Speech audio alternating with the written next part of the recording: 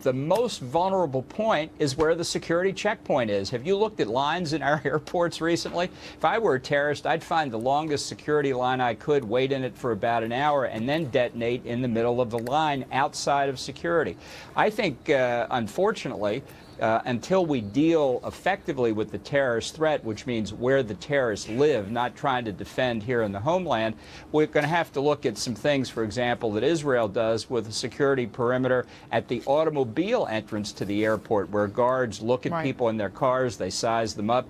And as one security expert said last night, and I think this is right, we have to look for the bomber and not the bomb. Yeah, they do that in Nairobi, where they check cars before they ever get into the kind of inner part of the airport. Couldn't they just move there? It's like the further you move it back, that's where the threat's going to be. That's what I just said. Yeah, exactly. Wherever the security point is, that's a vulnerable point. Ambassador, we just got the latest number of people, and it's 239 people have been injured. We know that 36 people have been killed, 239 injured. Does President Obama need a new strategy to fight ISIS? I mean, is he leaving the war on terror for the next president, or do you expect that we will see a new strategy in the next 6 months?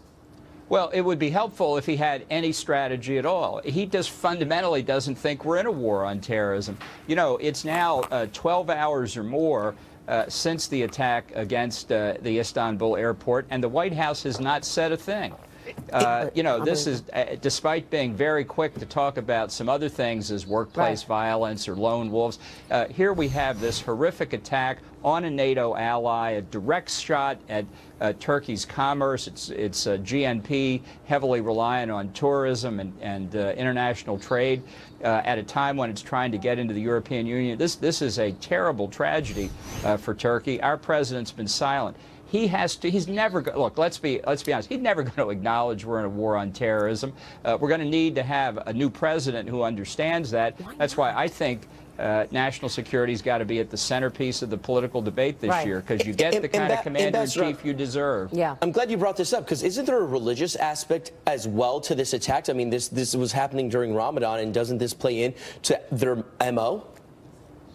Well, sure. That's what I said before. This is the second anniversary of the declaration of the caliphate, which, since Ramadan is based on the lunar calendar and wanders through the solar calendar, 2 years ago it was at the beginning of Ramadan. So the anniversary by the end of the calendar falls within Ramadan. But I think it's very clear this is an ideological struggle from the ISIS point of view.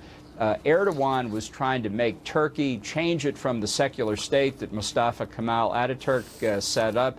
He's trying to purge the judiciary of secular judges, purge the army of secular generals, and basically adopted a very expansionist policy around. Now, he's changed that. He's reconciled with Israel. He said he's prepared to reconcile with the military government of Egypt. He had backed Mohammed Morsi and the Muslim Brotherhood and Hamas before. He's apologized to Russia for shooting down a Russian plane. Russia, a key prop for the Assad regime, which Turkey was trying to overthrow. So at least on the international front, Turkey is reversing gear in a major way, because it sees that what it's unleashed in Syria is obviously, tragically, coming back to bite it. Well, we should point out the White House did put out a statement calling this a heinous attack.